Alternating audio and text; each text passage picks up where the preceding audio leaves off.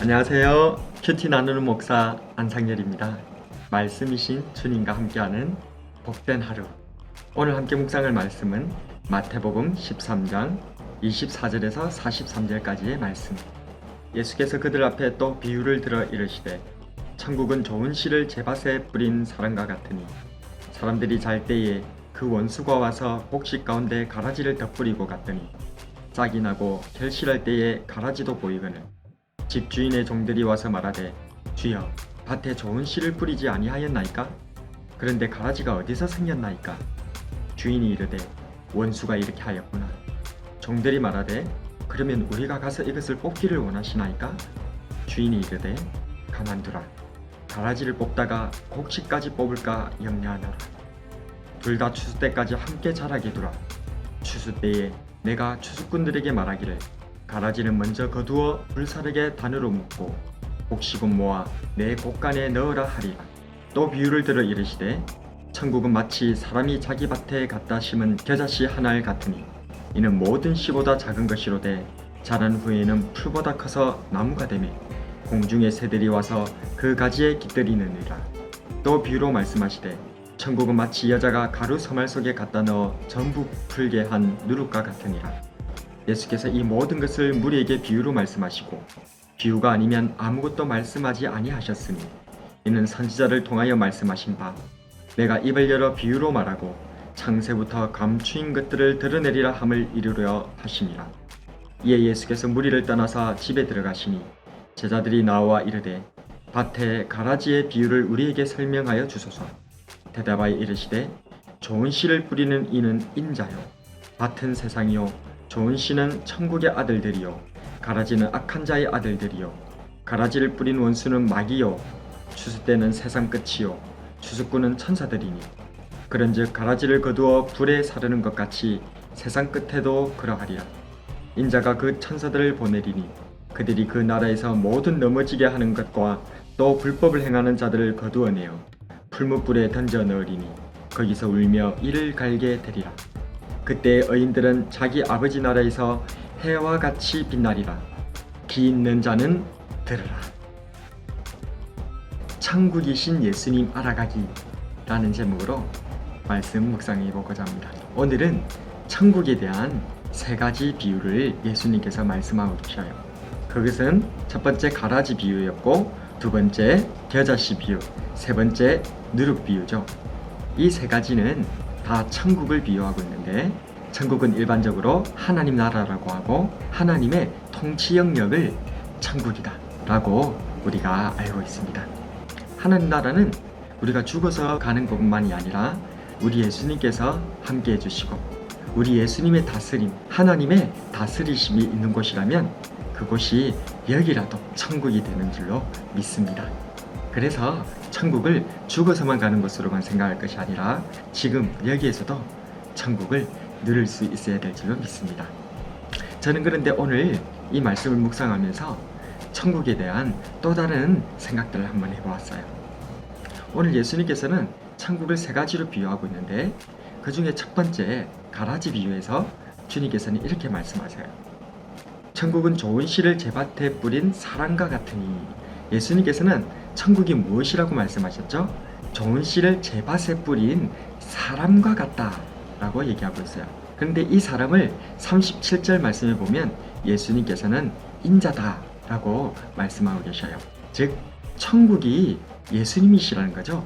좋은 씨를 제밭에 뿌린 사람, 즉 인자가 천국이다 라고 예수님께서 말씀하셨으니까요. 가라지 비유에서 나타나는 천국은 예수님에 대한 설명을 하고 있는 거예요. 사실 이 가라지 비유에서 나오는 이 주인은 좀 이상한 주인이에요. 왜냐하면 농부가 자기의 땅에 좋은 씨를 뿌리고 열매 맺기를 바라고 있는데 근데 가라지가 자라게 된 거죠. 그 가라지는 악한 자가 와서 뿌리고 간 씨앗이었어요. 그렇다면 이 가라지를 어떻게 해야 될까요? 일반적인 농부라면 이 가라지를 뽑아내야 돼요. 우리는 그것을 김맥이라고 하죠. 잡초를 뽑아내는 것처럼 이 가라지를 빨리빨리 뽑아내어야 좋은 씨가 뿌리를 내리고 쑥쑥 자라날 수 있기 때문이에요. 그런데 이 주인은 어떻게 얘기해요?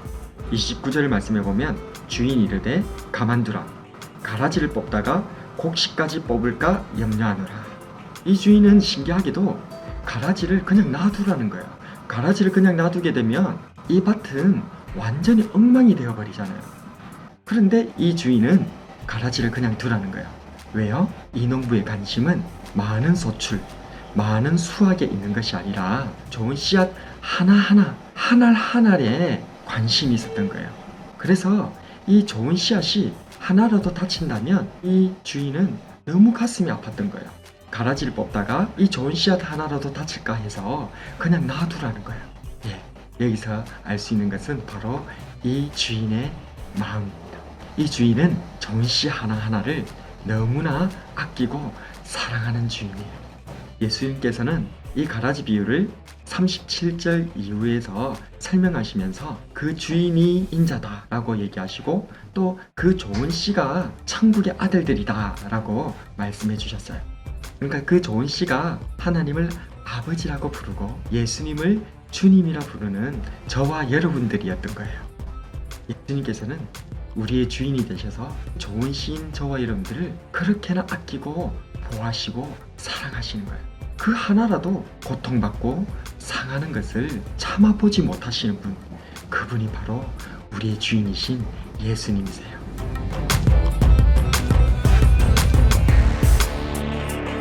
이렇게 우리를 사랑하고 아끼시는 예수님께서 당신이 겨자씨라고 말씀하고 계셔요. 이 겨자씨는 아주 작은 씨인데 나물보다 커서 나무가 되어 공중의 새들이 깃들게 되는 위대하게 큰다는 거예요. 바로 예수님께서 그러신 분이라는 거예요. 이때 당시에 사람들이 보았던 예수님은 겨자씨같이 참으로 미약해 보였죠.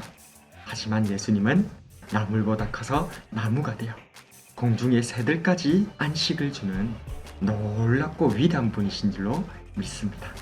계속해서 예수님은 자신을 비유하기를 누룩이다 라고 얘기하세요. 한 여인의 가루 서마를 전부 부풀게 한 누룩이 바로 예수님이시다 라고 말씀하시는 거죠. 예수님은 엄청난 영향력을 가지고 계신 분이에요. 가루를 그냥 가루로 놔두는 것이 아니라 누룩이신 예수님께서 이 가루 가운데 들어와 버리시면 놀라운 변화의 역사가, 놀라운 새 창조의 역사가 일어난다는 거예요.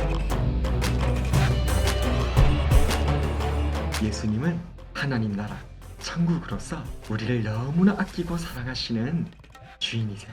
또한 예수님은 겨자씨처럼 아주 미미하고 작아 보일지라도 나물보다 커서 나무가 되어 공중의 새들조차 깃들게 되어지는 엄청나게 위대하신 분이세요. 또한 예수님께서는 가루를 전부 부풀게 하여서 새로운 창조로, 새로운 피조물로 변화되게 하시는 엄청난 영향력의 소유자이시라는 거예요.